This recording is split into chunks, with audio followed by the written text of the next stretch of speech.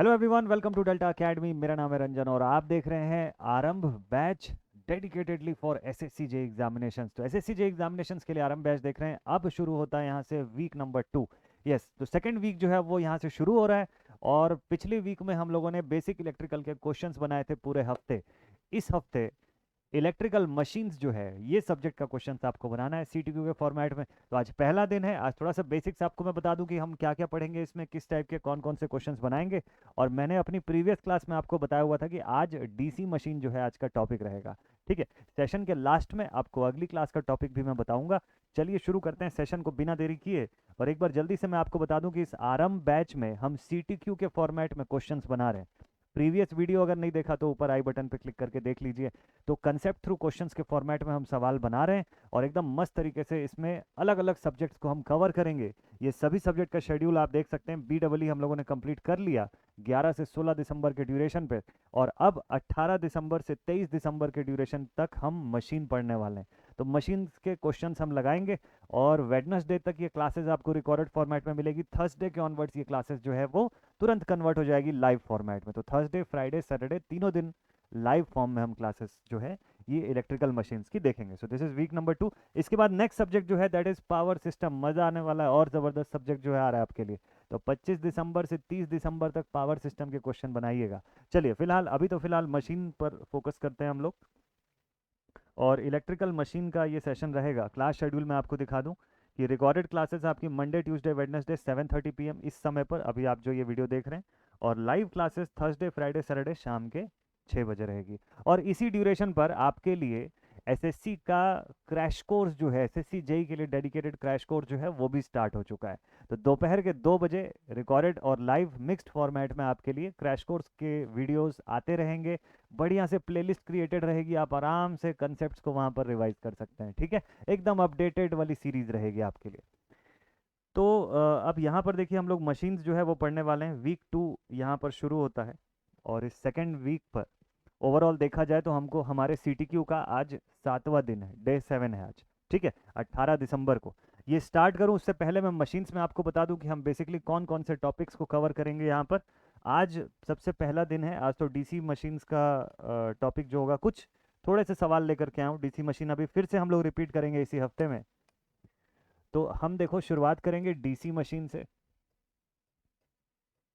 जो कि आज एक दिन सीटीक्यू आप बना रहे हैं, एक दिन और रहेगा, मैं पहले से बताऊंगा। फिर किसी एक दिन हम ट्रांसफार्मर कवर करेंगे। ठीक है, एक दिन ट्रांसफार्मर का रहेगा, सिंगल फेज, थ्री फेज, सब इससे क्या क्या क्वेश्चंस आते हैं वो सभी कुछ। इसके बाद बड़ा ही important chapter that is induction machine and synchronous machine. Induction machine and synchronous machine.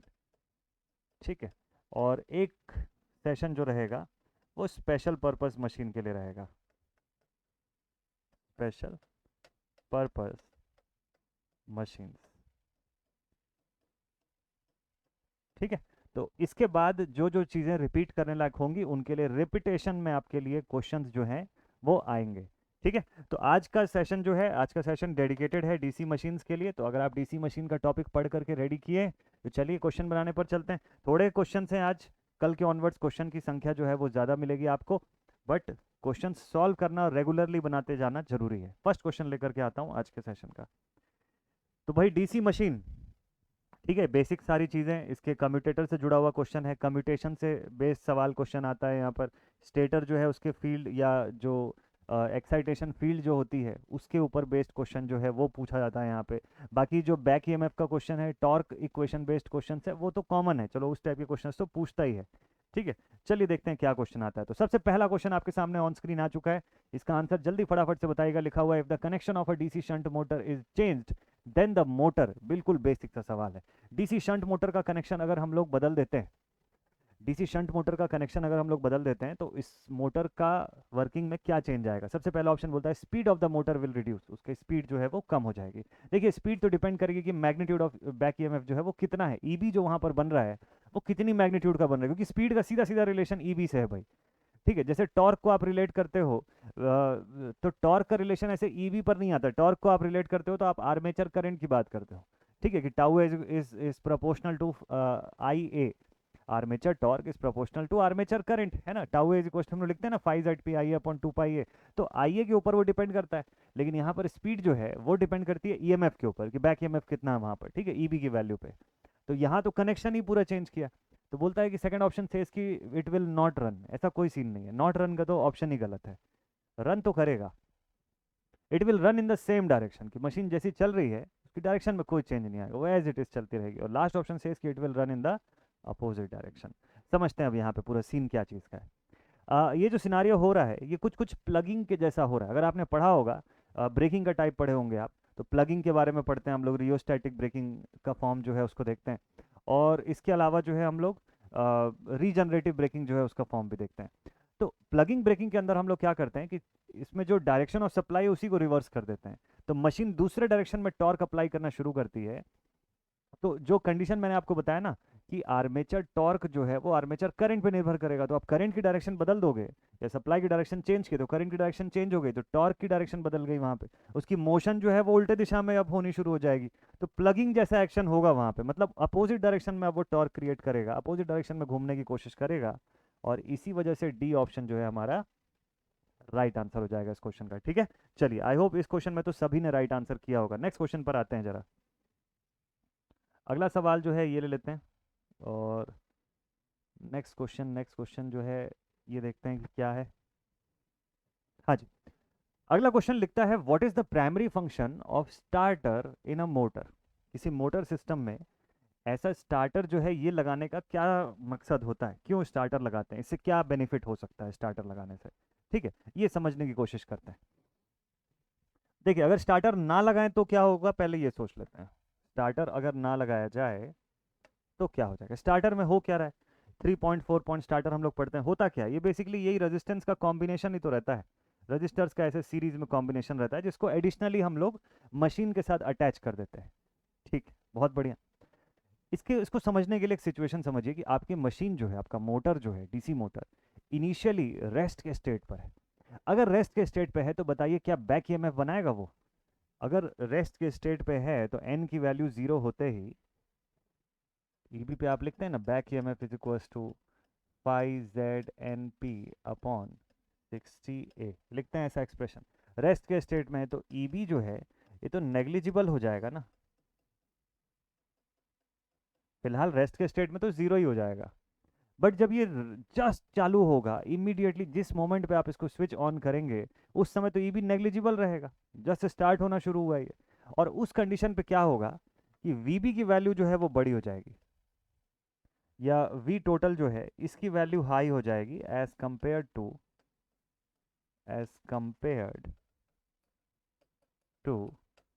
EB. तो बताइए आर्मेचर को फिर कितनी करंट मिलेगी उस समय, IA is equals to V total minus EB. ठीक है, तो IA is equals to total voltage minus EB divided by armature resistance. ठीक, अब यहां से देखिए, इस पॉइंट से आप देखेंगे कि since EB is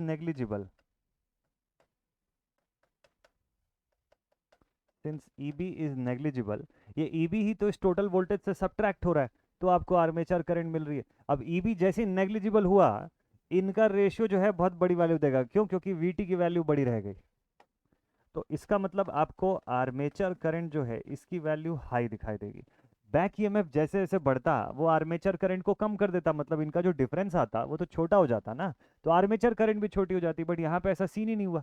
just machine आपकी स्टार्ट हुई, उस कंडीशन में ईवी की वैल्यू बहुत छोटी है, इवन नेग्लिजिबल है। इसको आप ऐसा भी लिख सकते हो कि IA is equals to V total upon armature resistance, ऐसा लिख सकते हो आप। भाई ईबी को तो नेग्लिजिबल मान लो आप, है ना, ईबी को आप नेग्लिजिबल ही मान लो स्टार्टिंग में, तो ईबी अगर नेग्लिजिबल हुआ तो फिर तो IA की वैल्यू बहुत बड़ी है, मतलब आपका मशीन जो है वो शुरुआती आर्मेचर करंट जो वो ड्रॉ करेगा it will be of a huge value. अब बड़ी वैल्यू का आर्मेचर करंट अगर ड्रॉ किया तो हो सकता है कि उसका इंसुलेशन जल जाए, ओवर हीटिंग का केस हो सकता है, वहाँ पर बहुत सारे सिचुएशन जो हैं वो आउट ऑफ फेवर जा सकते हैं। तो उससे बचने के लिए हमको क्या करना होता है कि हमको ऐसे मल्टीपल स्टेजेस में रेजिस्टेंसेस को अटैच करना होता है उस मशीन के साथ सीरीज में। 3 to 4 स्टेजेस में इसको अटैच किया जाता है। और ग्रेजुअली धीरे धीरे जैसे जैसे मशीन जब मोशन में आती है तो बैक ईएमएफ डेवलप होना शुरू होता है। और जैसे जैसे बैक ईएमएफ की वैल्यू बढ़ती है तब फिर रेजिस्टेंसेस को हटाया जा सकता है, फिर इसकी जरूरत नहीं है, फिर तो ये बैक ईएमएफ खुद ही आईए की वैल्यू को लिमिट में रखेगा। तो ये सारा का सारा सिचुएशन क्रिएट करने के लिए हमको स्टार्टर की जरूरत पड़ती है। ठीक है, अब क्वेश्चन में बोला है what is the primary function of starter in a motor. तो स्टार्टर का बेसिक काम ये होता है कि शुरुआती करंट को लिमिट में रखना, कि स्टार्टिंग करंट जो है, स्टार्टिंग के समय जो जो करंट रहेगी उसकी शुरुआती वैल्यू को कंट्रोल करना। ठीक है, तो सी ऑप्शन इस सवाल का एकदम राइट आंसर हो सकता है। समझ में आ गया सभी को कंसेप्ट इसके पीछे क्या था। एक बार कंसेप्ट आप सीख गए तो क्वेश्चन ट्विस्ट करके भी पूछेगा तो बना लेंगे। चलिए let us take the next question. अच्छा, स्टार्टिंग करंट को कितने लिमिट पर रखा जाता है, एनी आइडिया? एक एक जनरल फॉर्म में अगर मान लो पूछ लिया कि स्टार्टिंग करंट को कितने लिमिट पर रखना जरूरी होता है, तो 1.5 से 2%, 1.5 से 2 टाइम्स। ठीक है, 1.5 से 2 times of the full load current तक उसको लिमिट में रखा जाता है, याद रखिएगा। 1.5 two 2 times of full load current को लिमिट जो है इस लेवल तक हम लोग लाके करते हैं। ठीक है, स्टार्टिंग करंट को इस लेवल पे लिमिट करके रखा जाता है। ठीक, ये डेटा है। चलिए नेक्स्ट क्वेश्चन पर आते हैं हम लोग जरा। क्वेश्चन नंबर 3, न्यूमेरिकल क्वेश्चन आ गया है, ध्यान से देख के चलिए बनाना है इस सवाल को। क्वेश्चन बोलता है सेपरेटली एक्साइटेड 200 वोल्ट का डीसी मोटर है, it runs with a speed of इतना। तो शुरुआती आपको ईएमएफ या वोल्टेज जो है वो दे दिया है 200 वोल्ट्स, और N1 की वैल्यू दे रखा है 1500 आरपीएम। ठीक, एट नो लोड करंट। अच्छा, आई नो लोड जो है वो कितना है, वो 5 एम्पियर का है। और when operated at a full load current is found to be, I F L की वैल्यू कितनी लिखूं मैं यहाँ पे, 50 एम्पियर। ठीक है, is found to be 50 ampere. Assuming the constant flux operation with the armature resistance R A की value है 0.2 ohms, calculate the full load speed. Calculate the full load speed आपको बोला हुआ है यहाँ पे। ठीक है, अब फुल लोड स्पीड कैसे फाइंड करेंगे? देखिए, नो लोड करंट आपके पास है, फुल लोड करंट आपके पास है, E1 है, N1 है। अगर कांस्टेंट फ्लक्स की सिचुएशन में यहाँ पर लेता हूँ, ठीक है, लेट अस सपोज कि देखिए फुल लोड स्पीड की अगर मैं बात कर रहा हूँ ना, यहाँ पे जो कंडीशन आपको बोल रहा है ये देखिए, calculate the full load speed. तो फुल लोड स्पीड है मतलब फ्लक्स कांस्टेंट है, और फ्लक्स अगर कांस्टेंट है तो इसका मतलब मैं लिख सकता हूँ क्या कि E1/N1 is equal to E2/N2। Expression clear है यहाँ पर, ऐसा लिखा जा सकता है ना, कांस्टेंट है ना, तो इस कंडीशन पे लिख सकते हैं। तो ईएमएफ अगर मैं, अच्छा चलो ये तो आपको सप्लाई वोल्टेज दे दिया, इसको मैंने ईएमएफ लिख दिया है, basically this is nothing but the supply voltage. चलो सप्लाई भी है तो मैं EMF of no load find कर सकता हूँ क्या? ईएमएफ ऑफ नो लोड जो है इसको फाइंड किया जा सकता है क्या? भाई total voltage minus I A R A कर दो, तो टोटल पोटेंशियल कितना है, 200 वोल्ट है। इसको E1 को हटा दीजिए नहीं तो कंफ्यूजन हो जाएगा। ठीक है, ये E1 नहीं दिया हुआ है, this is voltage V total. तो I will write total voltage minus I A into R A. तो जब मैं नो लोड ईएमएफ फाइंड कर रहा हूं तो मैं करंट कौन सी पुट करूंगा? करंट भी तो नो लोड करंट पुट करूंगा ना, तो इसको आई नो लोड ए कर दीजिएगा। ठीक है, armature current at no load. तो टोटल वोल्टेज है आपके पास 200 minus armature current at no load है 5 इंटू आर्मेचर रेजिस्टेंस की वैल्यू है 0.2। 5 टू ज़ा 10 यानी बचेगा 1 यहाँ पर, और ई नो लोड की वैल्यू आ जाएगी आपके पास 199, 199 आ जाना चाहिए वोल्ट्स में। ठीक, ऐसे ही आप लोग ई फुल लोड भी कैलकुलेट कर लीजिए। देखिए ई फुल लोड निकालते हैं यहाँ पर। ठीक है, यहाँ तक समझ आ गया ना आप सभी को? तो मैंने नो लोड ईएमएफ फाइंड कर लिया, अभी मैं फुल लोड ईएमएफ फाइंड करूंगा। फॉर्मूला मेरा यही है, पहले से पता है कि इसी फॉर्मूले से बनाना है हमको। तो ई फुल लोड कैसे फाइंड होगा? This is also V total minus I A into R A. अब ये जो आई ए आप लिखेंगे कौन सा होगा? फुल लोड का करंट होगा। ठीक है, I A at full load, so this is 200 minus full load current कितना है इसका, 50 है ना, 50 इंटू 0.2। 5 टू ज़ा 10, अब ये बचेगा 10, तो 200 में से 10 चला गया तो ये बच गया 190 वोल्ट्स ई फुल लोड। अब देखिए यही आपका E1 है, ये आपका E2 है, इसके रिस्पेक्ट में लिख दीजिए।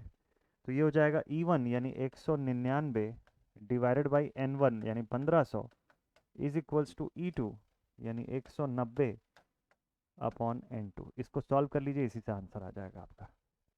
इसको सॉल्व कर लीजिए, इसी से आंसर आ जाएगा और कुछ करना ही नहीं है, सीधा सीधा आंसर है यार। तो N2 is equals to 190 into 1500 divided by 199। चलो 199 को राउंड ऑफ करके 200 भी मान लूँ मैं यहाँ से, तो भी 2020 यहाँ से कट गया। 15 इंटू 19 भी अगर करेंगे, 15 इंटू 20 चलो मान लो यहाँ से, ठीक है, तो ये हो जाएगा 30, 3000 के लगभग लगभग। तो 3000 का आधा हो जाएगा यहाँ पे, 3000 का जस्ट हाफ हो जाएगा। 3000 का था 1500, 1500 से थोड़ा सा नीचे की वैल्यू आएगी, 1500 से नीचे की वैल्यू आएगी, 1500 से नीचे की जस्ट अगली वैल्यू मुझे ये दिखाई देती है, क्योंकि 1400 बहुत कम हो जाएगा, 1400 से ऊपर रहेगा लेकिन 1500 से नीचे रहेगा आंसर अप्रॉक्सीमेटली। वैसे आप लोग कैलसी से सॉल्व करके देख लीजिएगा एक बार, फिर भी for a sure short answer आप एक बार कंफर्म कर लीजिएगा प्रॉपर कैलकुलेट करके। मैं जस्ट रफली कैलकुलेट कर रहा हूँ, तो मेरे हिसाब से 1432 का आंसर जो है वो दिखाई दे रहा है। तो मैंने क्या क्या किया, देखिए टोटल वोल्टेज मुझे गिवन था, N1 की वैल्यू गिवन थी, नो लोड और फुल लोड की करंट गिवन थी, आर्मेचर रेजिस्टेंस गिवन था। तो मैंने क्या समझा इससे कि भाई जब मुझे फुल लोड की स्पीड बोल रहा है ना, फुल लोड स्पीड बोल रहा है, तो मैं ये मानूंगा कि फ्लक्स कांस्टेंट हो जाएगा। फिर वहाँ पे फ्लक्स की वैल्यू जो है दैट इज कांस्टेंट, और अगर फ्लक्स कांस्टेंट है तो उस कंडीशन में E1 by N1 is equal to E2 by N2 लिख सकते हो आप डायरेक्टली। तो E1 मतलब नो लोड की कंडीशन और उस समय का आरपीएम आपको गिवन है, E2 मतलब फुल लोड की कंडीशन, उसका आरपीएम निकाल लीजिए। देखिए दोनों सिचुएशन को मैंने लिख दिया एक्सप्रेस करके, और यहाँ से फिर N2 की वैल्यू हम लोग निकाल दिए, बनेगा सबसे। चलिए ठीक है, तो फिर नेक्स्ट क्वेश्चन पर आते हैं। सी ऑप्शन मेरा आ रहा है, आप लोग कैलकुलेट करके एक बार देख लीजिएगा, कैलकुलेशन पार्ट आप अच्छे से कर लीजिए, बाकी चीज़ें मैं आपको बताते जाता हूँ। नेक्स्ट क्वेश्चन लिखा हुआ है, identify whether the given statements with reference to DC machines are true और फॉल्स। डीसी मशीन के रेफरेंस पे ये सभी स्टेटमेंट सही है कि गलत है, इसको समझना है आपको, ठीक है। पहला स्टेटमेंट बोलता है कि स्विनबर्न्स टेस्ट जो है it can not be performed on the DC series motor, इसको डीसी सीरीज मोटर पर परफॉर्म नहीं किया जा सकता है। दूसरा ऑप्शन बोलता है कि Swinburne's test is a non loading test. तो सेकंड ऑप्शन तो सही है कि स्विनबर्न टेस्ट जो होता है हमारा that is a non loading test. हाँ, ये वाकई में नॉन लोडिंग कंडीशन के लिए ही रहता है, और अगर नॉन लोडिंग कंडीशन पे है तो बताइए डीसी सीरीज मोटर को तो आपको लोड पे ही चालू करना पड़ता है ना, हैवी स्टार्टिंग टॉर्क प्रोड्यूस करके देता है ये, लेकिन इसको नो लोड पे तो नहीं चलाते हो ना, आपको तो लोडेड कंडीशन पे चलाना होता है। और ये टेस्ट ही किस पे वर्क कर रहा है, नॉन लोडिंग टेस्ट है, जो कि ये स्टेटमेंट राइट है, स्टेटमेंट 2 इज करेक्ट। तो जहां जहां पे भी स्टेटमेंट 2 के सामने ट्रू लिखा होगा वो ऑप्शन सही हो सकता है। अब 1 पे आते हैं, तो एक एक चीज़ तो यहीं से समझ में आ गया कि स्विनबर्न टेस्ट जो है हमारा नॉन लोडिंग इफेक्ट पर वर्क करता है, नॉन लोडिंग टेस्ट कहलाता है, ये नॉन लोडिंग कंडीशन पे वर्क करता है। तो नॉन लोडिंग पे डीसी सीरीज मोटर तो चल ही नहीं सकता है, उसको नहीं चलाया जाता नो लोड कंडीशन पे। तो मतलब इसके ऊपर भी ये नहीं काम कर सकता है जो कि लिखा हुआ है कि Swinburne test can not be performed on DC series motor. तो हाँ, ये बात सही है, ये भी स्टेटमेंट इक्वली करेक्ट है, क्योंकि वो डीसी शंट मोटर के लिए यूज़ किया जाता है। स्विनबर्न टेस्ट हम लोग जब भी करते हैं, कांस्टेंट लॉसेस जो है, कांस्टेंट लॉसेस अगर हमको नोन होता है तो हम उसके अंदर से एफिशिएंसी का कैलकुलेशन भी स्विनबर्न टेस्ट की मदद से निकाल सकते हैं, ठीक है। तो नो लोड या कांस्टेंट लॉसेस जो है उसको कैलकुलेट किया जा सकता है वहाँ से, एफिशिएंसी जो है उसको हम लोग कैलकुलेट करके बता सकते हैं वहाँ से, ठीक है। तो इतना सारा कुछ जो है आपकी मशीन मोटर या जनरेटर दोनों में से किसी भी मोड में उस पर रन कराई जा सकती है। तो ये जो स्विनबर्न टेस्ट की बात किया ना, ये कांस्टेंट फ्लक्स मोटर्स के लिए होता है। स्विनबर्न टेस्ट जो होता है that is basically for the constant flux conditions, ठीक है।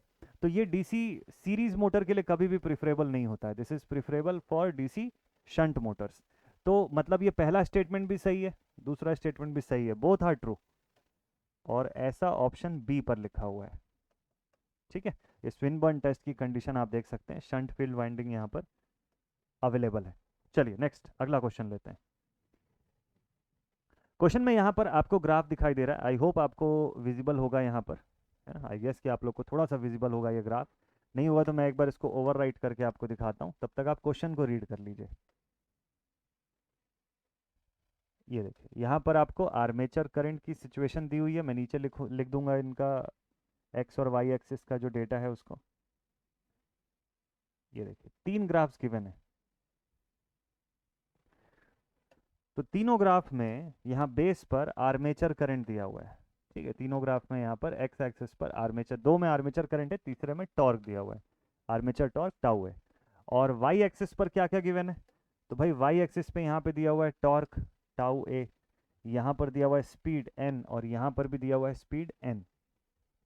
तो स्पीड और आर्मेचर करंट के बीच एक टॉर्क और आर्मेचर करंट के बीच में एक ग्राफ, स्पीड और आर्मेचर करंट के बीच में दूसरा ग्राफ, और स्पीड और आर्मेचर टॉर्क के बीच में तीसरा ग्राफ। तो आर्मेचर टॉर्क का बढ़ना स्पीड का रिड्यूस होना ग्रेजुअल यहाँ पे शो करता है, आर्मेचर करंट का बढ़ना और स्पीड का रिड्यूस होना यहाँ पे शो होता है, और आर्मेचर करंट का बढ़ना और टॉर्क का ऊपर जाना ये शो होता है पहले ग्राफ के अंदर। आपको पूछता है कि तीनों कैरेक्टरिस्टिक जो यहाँ पे दिखा रहा है गिवन ग्राफ की, वो इनमें से कौन सी मोटर के लिए होती है, इनमें से किस मोटर के लिए वो कैरेक्टरिस्टिक एप्लीकेबल होती है। तो देखिए ये जो तीनों की कैरेक्टरिस्टिक आपको दिखा रहा है ना, इसमें से एक कंडीशन तो आर्मेचर टॉर्क जो है वो प्रोपोर्शनल दिखा रहा है, ये वाले केस में ऑलमोस्ट लिनियरिटी को शो कर रहा है। अब बाकी दोनों के अंदर जो है वो इन्वर्स प्रोपोर्शन वाला कुछ सीन चल रहा है, इन्वर्सली प्रोपोर्शनल चल रहा है। कैसे ऐसा होता है, देखिए ऐसा ये डीसी मशीन्स का है। तो अब सी और डी दोनों ही डीसी मशीन है, एक डीसी सीरीज मोटर है, एक डीसी शंट मोटर है। उसमें से भी आपको पहचानना पड़ेगा कि ये कौन सा मोटर है ना, उसमें से भी पहचानना पड़ेगा कि दोनों में से किसका है ये ग्राफ। तो राइट आंसर में अगर आपको बताऊं, अगर आपने अभी तक सोच लिया right answer, it's correct answer is DC series motor. ये इस क्वेश्चन का करेक्ट आंसर है। बट क्यों, कारण तो यही है ना कि दोनों में से ये करेक्ट आंसर क्यों है भाई। चलिए, तो टॉर्क और अगर मैं आर्मेचर करंट का आपको ग्राफ दिखाऊं तो ये कुछ इस तरीके का होता है। आर्मेचर टॉर्क, आर्मेचर करंट का किसके लिए मैं बता रहा हूँ, डीसी सीरीज मोटर के लिए बता रहा हूँ, ठीक है। इस तरीके का इसका रहता है, इस तरीके का इसका ग्राफ जो है सीरीज मोटर का ऐसा बनता है। सेकंड वाला ग्राफ जो दिखाया हुआ है ये भी बिल्कुल सही है, सेम ऐसे ही बनता है। बल्कि चलो ये तो बना हुआ है, इसको दोबारा बनाने की जरूरत नहीं है, मैं शंट वाले का बता देता हूँ आपको। एन और आर्मेचर करंट इसके बीच में, और तीसरी ग्राफ जो गिवन है आपको कि एन और आर्मेचर टॉर्क, इसकी ग्राफ भी ऐसे रिड्यूसिंग ऑर्डर में दिखती है। ऐसा क्यों दिखता है मैं आपको बताता हूँ, और डीसी शंट का भी एक छोटा सा कंडीशन अगले पेज पर बताता हूँ, थोड़ा सा क्लैरिटी आएगी आपको।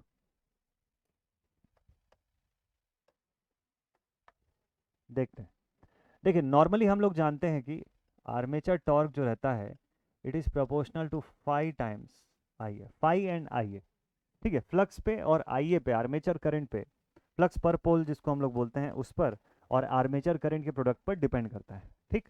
जब जब हम लोग सीरीज मशीन की बात करेंगे ना, जब हम लोग सीरीज डीसी मोटर की बात करते हैं, तो इस कंडीशन पे फाई जो होता है इट इज़ प्रोपोर्शनल टू आई है। ऐसा क्यों हो जाता है, क्योंकि देखिए जब जब आप सीरीज मशीन की बात करते हैं तो इसका कॉम्बिनेशन ऐसा दिखाई देता है, ये केस ऐसा रहता है, ठीक है। This is R S C, this one is R A, ये हमारा बैक ईएमएफ, यहाँ से हम दे रहे हैं सप्लाई टोटल, इसका आर्मेचर रेजिस्टेंस हो गया, ब्रश ड्रॉप है तो ठीक है, ऑप्शनल रहता है ये कंडीशन रहती है। अब इस सिचुएशन पे अगर आप देखेंगे तो फ्लक्स पर पोल जो आपको मिलेगा ये प्रोपोर्शनल रहेगा आर्मेचर करंट के। ये जो आर्मेचर करंट यहाँ से एंटर करी, यहाँ पे I S C excitation field का करंट बोल लो, आर्मेचर बोल लो या टोटल बोल लो, बात एक ही है। ये तीनों चीज़ें एक ही होती है सीरीज मशीन के अंदर, कोई डिफरेंस नहीं होता। तो आर्मेचर करंट खुद ही प्रोपोर्शनल है, आर्मेचर करंट आर्मेचर में अगर हम देखें तो जो फ्लक्स पर पोल है ये खुद ही प्रोपोर्शनल है आर्मेचर करंट से।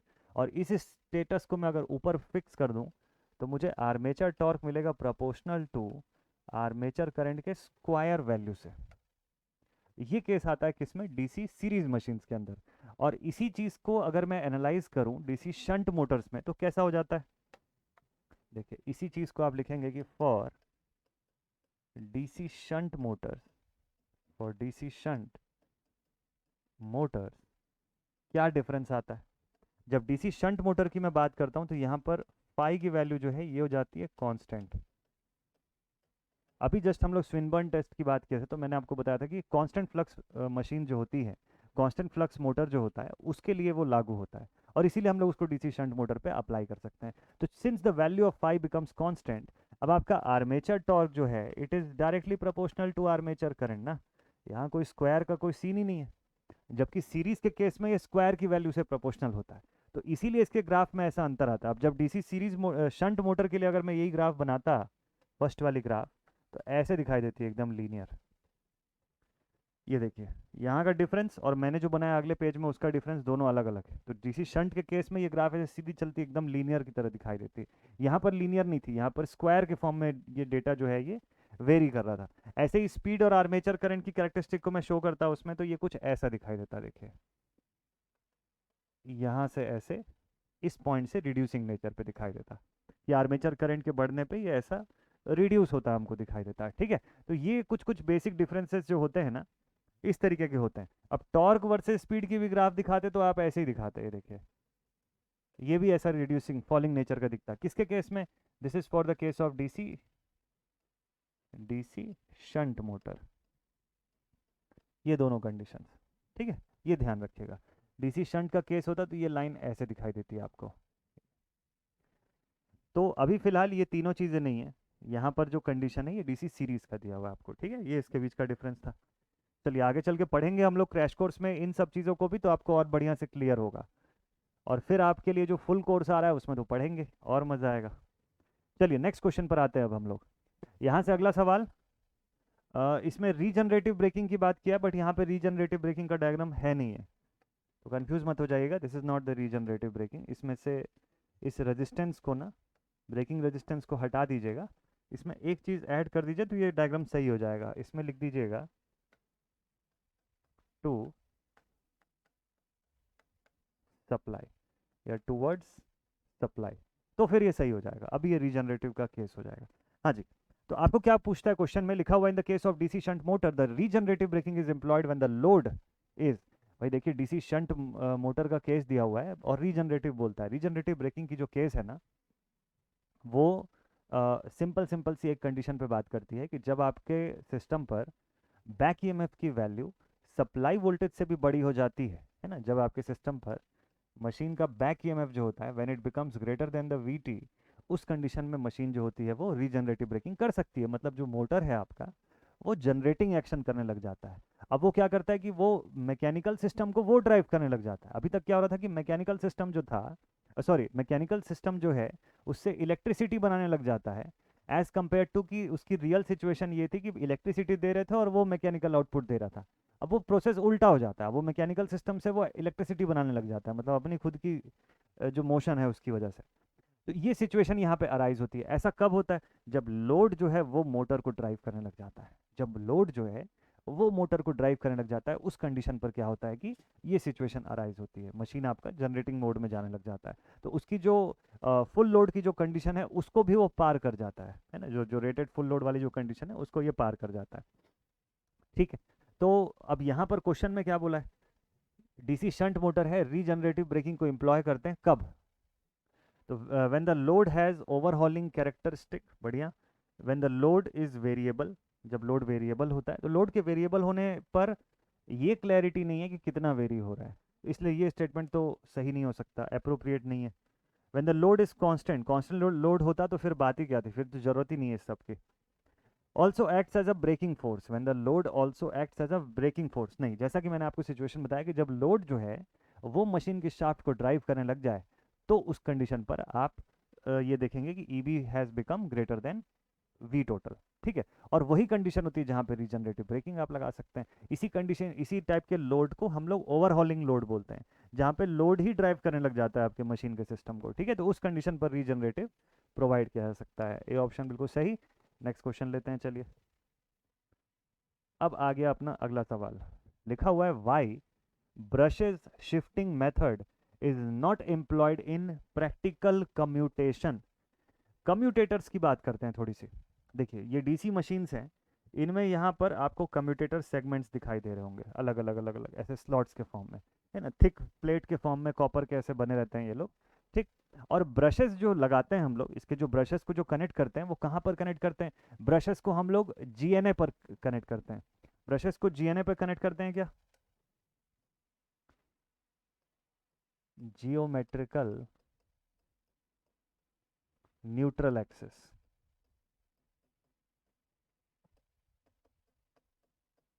ऐसा करते हैं क्या? देखिए हमारे पास दो टाइप के एक्सिस हैं जिसके बीच में हमको अपने रिक्वायरमेंट के हिसाब से ब्रशेस को कनेक्ट करना है। एक हो गया हमारे पास ज्योमेट्रिकल न्यूट्रल एक्सिस जीएनए, और दूसरा हो गया एमएनए जो कि है हमारा magnetic neutral axis. Magnetic neutral axis मतलब अगर जीरो इंड्यूस ईएमएफ आपको चाहिए तो उस कंडीशन पे या वहां पर सेफली आप ब्रशेस को प्लेस कर सकते हो, ये एक इंपॉर्टेंट थिंग है, ठीक है। लेकिन इससे एक प्रॉब्लम है। क्या प्रॉब्लम है?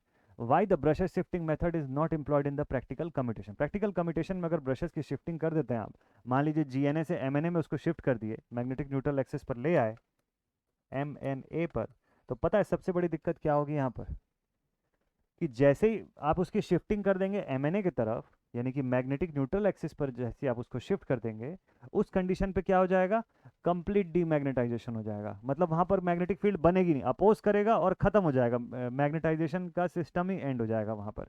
ठीक है, तो हो क्या रहा है कि अब जब आपका ये कॉयल सिस्टम जब ये घूम रहा है, मतलब ये जो कम्यूटेटर का सेक्शन है, कॉयल सिस्टम जब घूम रहा है, तो अपनी जस्ट पिछली वाली पोल जिसको ये अभी पार करके आगे गुजरा है, सेम साइन इसके ऊपर यहाँ पर बना हुआ है इसके एंड पर। तो जब आप देखोगे, जब इससे जो कम्यूटेटिंग कॉयल है, इस पर जो करंट आपको जो मिलेगी वो अपोजिंग नेचर की मिलने लग जाएगी आप इसकी जब शिफ्टिंग करेंगे तो। और एमएनए पर क्या हो जाएगा, यानी कि मैग्नेटिक न्यूट्रल एक्सिस पर कंप्लीटली डीमैग्नेटाइज हो जाएगा। डीमैग्नेटाइज हो जाएगा मतलब क्या हो जाएगा कि यहाँ पर कुछ आउटपुट ही नहीं मिलेगा आपको। डीमैग्नेटाइजेशन हो गया तो फिर काहेगा आउटपुट।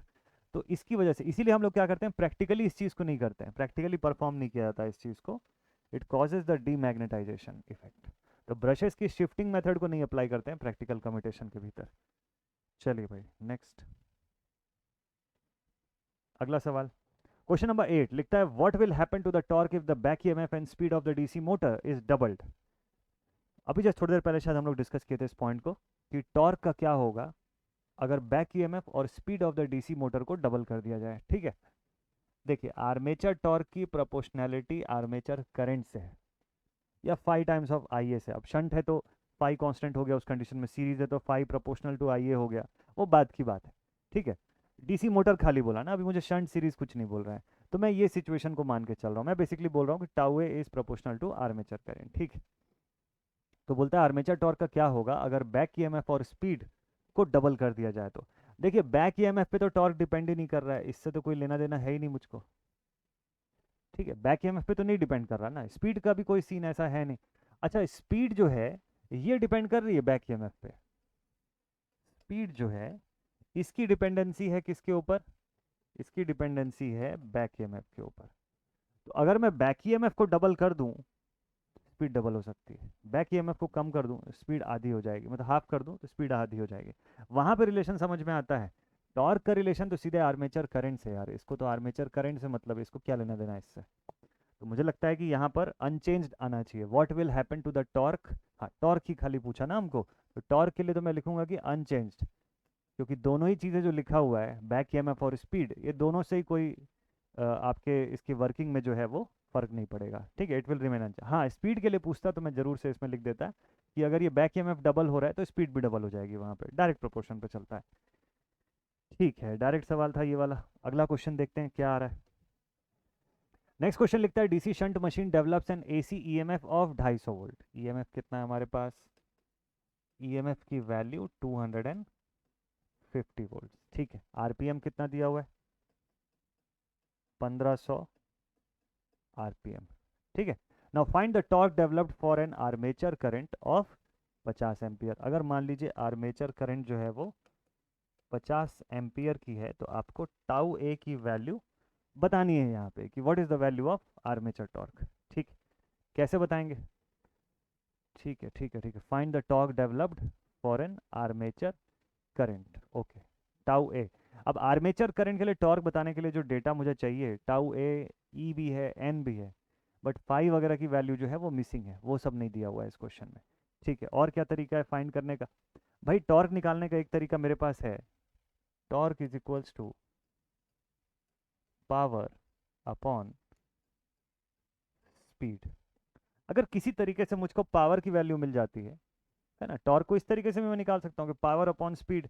अच्छा स्पीड का तो चलो ठीक है, सीन क्लियर है, पावर का एक्सप्रेशन कैसे आएगा यहाँ से निकल के, पावर जो है वो कैसे निकल के आएगी यहाँ से। तो पावर निकल के आएगी कैसे, power is equal to E I. What is E I, E जो होगा वहाँ पर ईएमएफ का काम करेगा, जनरेटेड ईएमएफ। लिखा है ना कि machine develops N AC EMF of इतना वोल्ट्स, ये हो गया ई। व्हाट इज आई, यहाँ पे देखिए torque develop for an armature current, I की वैल्यू गिवन है, तो पावर निकल सकता है क्या, चलिए फाइंड कर लेते हैं। तो generated EMF multiplied with the current, तो दिस इज 250 मल्टीप्लाइड विद 50, 25 5 जा 125।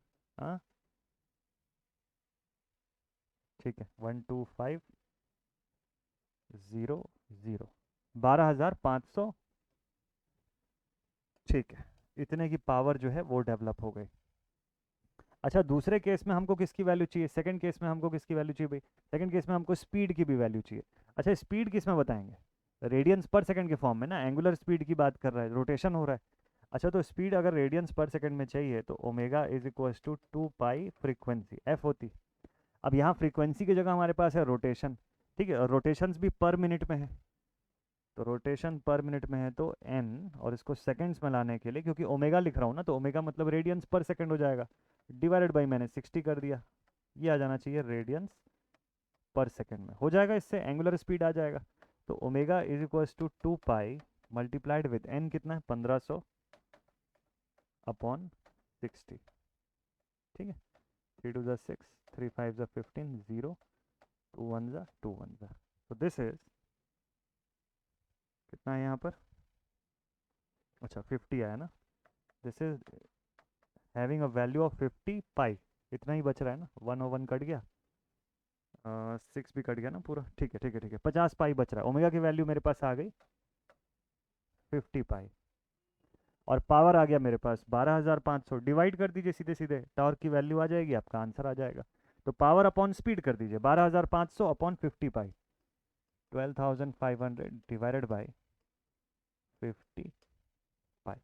अब इसको सॉल्व करिए, इसी से आपको टॉर्क का डेटा जो है वो मिल जाएगा, इसको सॉल्व कर लीजिएगा। सबसे पहले तो इसको सॉल्व कर लीजिएगा, 50 इंटू पाई ना 22/7 हो गया यहाँ पर मान लीजिए, तो ये 100 से ऊपर जाएगा, 100 150 के आसपास का कुछ वैल्यू देगा, 150 160 के आसपास अप्रॉक्सीमेटली, अप्रॉक्सीमेटली 160 के आसपास मानिए चलिए, ओमेगा रेडियंस पर सेकंड, ठीक है। 160 से अगर मैं डिवाइड करता हूँ, चलो आंसर तो निकालना ही है ना, क्योंकि 12,500 डिवाइडेड बाई 160, इससे छोटा ही आएगा वैसे, बट चलो मैंने हायर साइड पे 160 मान लिया, 2 8 16, 4 5 10, 2 5 10, ठीक है, 2 4 8, 8 8 64, 8 8 8 पॉइंट से छोटा मतलब 79, 80 से छोटा दिखाई दे रहा है, 8 8 64 हो गया, 68 था ना, तो ये हो गया 45, 8 5 40, 85 के आसपास, 85 से छोटा है क्योंकि मैंने यहाँ 160 लिया है, 160 से थोड़ी छोटी वैल्यू आएगी, तो 85 कुछ समथिंग वहाँ पे मेरा दिखाई दे रहा है, तो मतलब ये 79, मतलब 80 के करीब करीब का कुछ आंसर आना चाहिए, रफली मैं आपको बताऊं तो ये आंसर आना चाहिए आपका 79.6, बाकी आप एक बार कैलकुलेट कर लीजिएगा अच्छे से, आंसर मेरा इसी के करीब करीब का आ रहा है, ठीक है। 50 पाई इधर पे और दूसरा हो गया ये 12500, 12,500, ठीक है, तो ये आंसर होना चाहिए। कैसे सॉल्व किया हम लोग, देखिए हम लोगों ने पहले दो मेजर चीज़ें फाइंड कर ली, सबसे पहले हम लोग देखें कि डेटा जो गिवन है उससे टॉर्क का क्या फॉर्मूला निकल सकता है, तो टॉर्क का एक ही फॉर्मूला समझ में आता है यहाँ पे, तो पावर अपॉन स्पीड से ही फाइंड कर सकते हैं, ठीक है, पावर अपॉन स्पीड से फाइंड कर सकते हैं। तो पावर कैसे निकल के आएगा, वोल्टेज इनटू करंट, भाई कितना ईएमएफ बना रही है और कितना करंट वहां से जा रहा है, तो ईएमएफ 250 वोल्ट का बन रहा है, 50 एम्पियर का करंट जा रहा है, 12,500 वॉट आ गया मेरे पास पावर। स्पीड कैसे निकालेंगे, एंगुलर स्पीड की बात कर रहा है यहाँ पर, तो एंगुलर रोटेशन रेडियंस पर सेकंड में आएगा 2 पाई एफ यानी फ्रीक्वेंसी, फ्रीक्वेंसी की जगह पे यहाँ पे क्या है एन, रोटेशन है लेकिन किस में है, आरपीएम में है, रोटेशन पर मिनट में है, तो मुझे सेकंड्स में डेटा चाहिए क्योंकि ओमेगा का एक्सप्रेशन सेकंड्स में बनेगा, तो डिवाइड बाई 60 मैंने कर दिया, एन की वैल्यू पुट करके ये ओमेगा भी आ गया, दोनों को डिवाइड कर दीजिए, टॉर्क की वैल्यू आ गई, हो गया सीधे सीधे सॉल्व क्वेश्चन। चलिए नेक्स्ट क्वेश्चन पर चले, तो लास्ट क्वेश्चन आज के सेशन का इसको रखते हैं, आज के सेशन का लास्ट क्वेश्चन बनाते हैं इसे। क्वेश्चन में लिखता है कि 200 वोल्ट का डीसी मशीन है जिसकी आर्मेचर रेजिस्टेंस इतनी है, full load armature current 20 ampere है, आपको बोलता है induced EMF when the machine acts as a motor, induced EMF यानी कि बैक ईएमएफ की बात कर रहा है यहाँ पे, कि वो फाइंड कर लीजिए कि जब machine as a motor act कर रही है तब, ठीक है, ठीक है भाई, तो induced EMF when the machine acts as a motor, ठीक है, डीसी मशीन दिया हुआ है आपको, तो डीसी मशीन दिया हुआ है, अगर मैं सीरीज फील्ड वाइंडेड मशीन बोल दूं तो ये कुछ ऐसी दिखाई देगी, यहाँ पर इसकी बैक ईएमएफ है, दिस इज ब्रश ड्रॉप दिया नहीं इसलिए लिखने की कोई मतलब भी नहीं है यहाँ पे, आर्मेचर रेजिस्टेंस होगा यहाँ पे कुछ, armature current, this is R S E I S C, यहाँ पर हो गया total total voltage V T. चलिए देखते हैं, तो अब हमको यहाँ पे पता है कि वी टी जो है टोटल वोल्टेज सप्लाई का, इसके रिस्पेक्ट में अगर मैं लिखूँ तो कैसा दिखेगा, भाई बैक ईएमएफ की वैल्यू हो जाएगी total voltage minus I A R A minus ISC RSC। वैसे ये ISC RSC ऑप्शनल है क्योंकि डिपेंड करता है कि सीरीज फील्ड वाइंडेड मशीन है या नहीं है। तो इसको कंसिडर करना अभी सही है क्या? अभी सही नहीं है इसको कंसिडर करना। तो मैं अभी के लिए इसको हटा रहा हूँ क्योंकि क्वेश्चन में ऐसा कुछ स्पेसिफाई नहीं किया है। तो अपनी मर्जी से क्यों लेना? तो अभी के लिए छोड़ दीजिए इसको, अभी के लिए इसको इग्नोर मारिए। ठीक है, हाँ जी, अभी ऐसा लिख सकते हैं आप। तो back EMF is equals to total voltage minus IaRa।